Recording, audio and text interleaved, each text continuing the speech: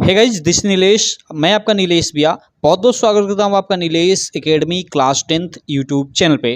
दोस्तों, अगर आप क्लास 10th के स्टूडेंट हैं और 2023 में बोर्ड एग्जाम देने वाले हैं तो ये वीडियो आपके लिए काफ़ी इंपॉर्टेंट होने वाली है, क्योंकि इस वीडियो में हम लोग पूरा का पूरा एनालिसिस करने वाले हैं।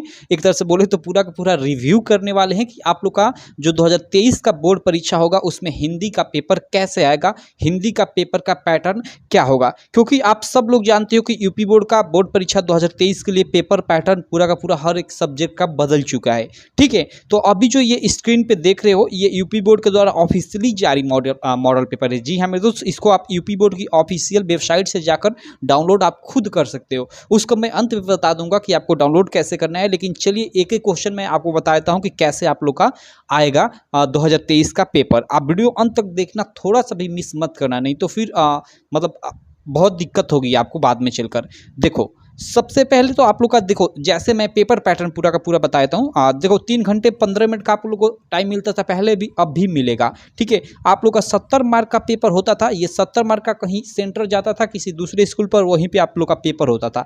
तो उसी 70 मार्क में से अब हर सब्जेक्ट में आप लोग का 20-20 मार्क का ऑब्जेक्टिव टाइप का प्रश्न पूछेगा और 50-50 मार्क का आप लोग का सब्जेक्टिव टाइप का प्रश्न पूछेगा। और जो ये 20 मार्क का प्रश्न होगा ऑब्जेक्टिव वाला, उसका आंसर आपको OMR शीट पे देना होगा। ये OMR शीट क्या होती है, इससे रिलेटेड मैंने वीडियो बना रखा है और बाद में मैं आपको उसका लिंक भी दे दूंगा इस वीडियो के डिस्क्रिप्शन में कि OMR कैसे भरे, यूपी बोर्ड की OMR कैसी होगी। ठीक, और उसके बाद ये जो 50 मार्क के हैं इसके लिए एक अलग, जैसे उत्तर पुस्तिका सामान्य मिलती है वैसे ही मिलेगी, उस पर आपको आंसर लिखना होगा।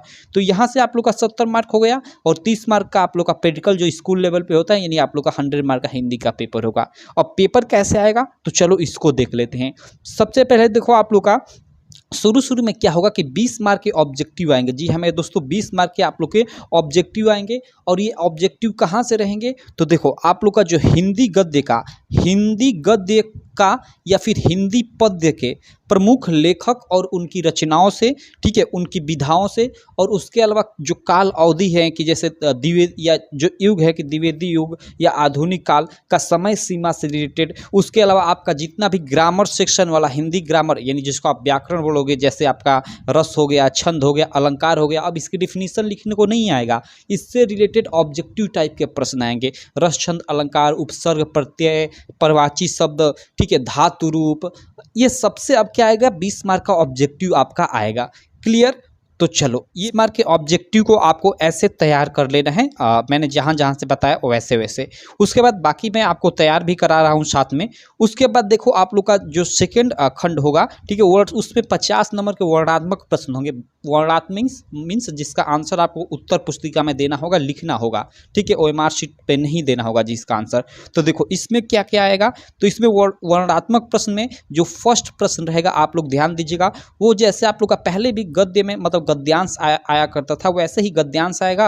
और उससे रिलेटेड देखो, यहाँ पे आपका 3 ठे प्रश्न पूछेगा। यहाँ पे जैसे संदर्भ कहेगा, व्याख्या कहेगा गद्यांश का लिखने का, और एक नॉर्मल प्रश्न पूछ देगा। तो ये पहले ऐसा आया करता था, वैसे ही सेम ये आएगा। ठीक है, आप लोग का, और ये 6 मार्क का रहेगा। और देखो इसमें अथवा का भी ऑप्शन रहेगा। यहाँ पे देखो अथवा का भी ऑप्शन, ये ऊपर वाला कीजिए गद्यांश या ये नीचे वाला कीजिए। ठीक, उसी प्रकार आप लोग का पद्य से भी इसका सेकंड प्रश्न रहेगा। आप लोग का यही पद्य से भी जैसे पहले आया करता था, मतलब 2 ठे आपको पद्यांश दे देगा और दोनों में से किसी एक का आप लोग को आंसर लिखना होगा। क्लियर?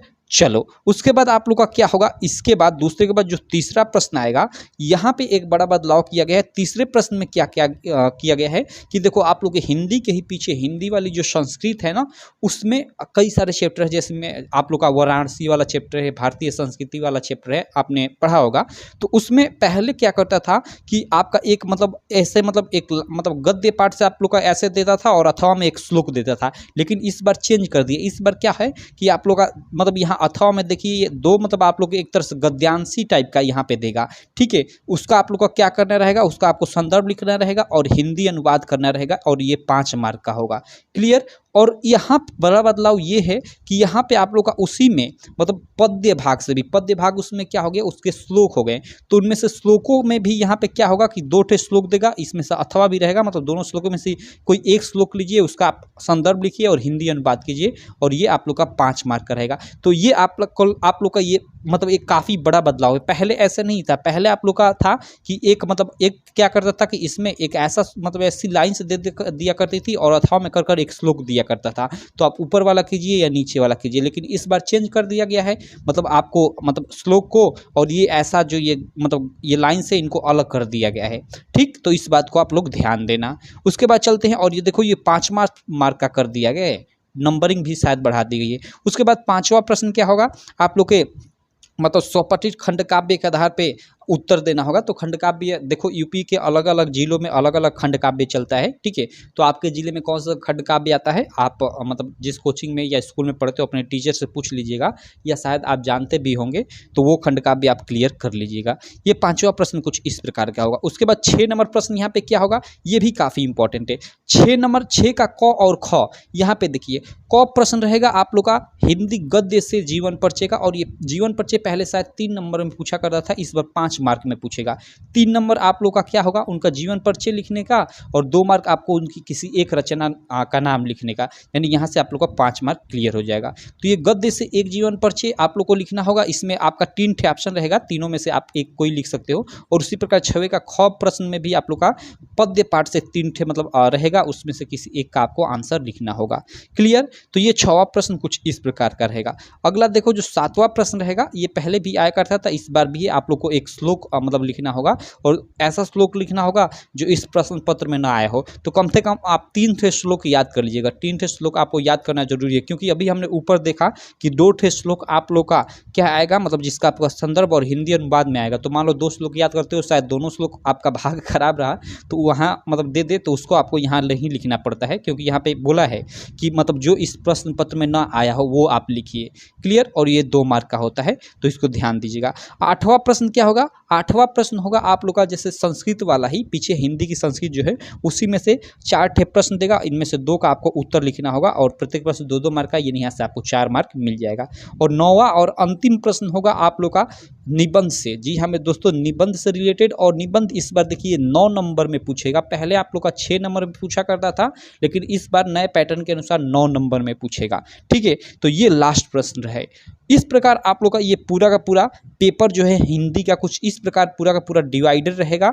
इस प्रकार आप लोग का बोर्ड परीक्षा 2023 का पेपर आएगा। तो ये आपको पूरा का पूरा पेपर पैटर्न एक तरह से याद होना चाहिए कि हाँ मतलब जीवन परिचय आएगा तो कितने मार्क का आएगा, ठीक है, निबंध आएगा तो कितने मार्क का आएगा। ये पूरा का पूरा आपके दिमाग में बैठ जाना चाहिए कि हम लोग का 6वां प्रश्न है तो 6वां प्रश्न क्या होना चाहिए। 6वां प्रश्न का क ख जीवन परिचय से होगा, क होगा गद्य का जीवन परिचय, ख होगा आप लोग का पद्य का। तो ये याद रहनी चाहिए, एकदम आपके दिमाग में बैठ जाना चाहिए अगर आप डीप में तैयारी कर रहे हो, अच्छे से तैयारी कर रहे हो तो। ठीक है, तो आप बताइए आपको ये वीडियो कैसी लगी। आपको शायद कुछ तो हेल्प मिली होगी, जरूर इससे कुछ आप लोग की तैयारी में जरूर देखिएगा, मतलब अलग रंग आएगा। तो चलिए इसका मैं आपको जल्द सॉल्यूशन भी प्रोवाइड करा दूंगा, आज ही हो सकता है इसका सॉल्यूशन मैं प्रोवाइड करा दूं। बाकी चलो मिलते हैं आपसे नेक्स्ट वीडियो में, तब तक के लिए थैंक यू।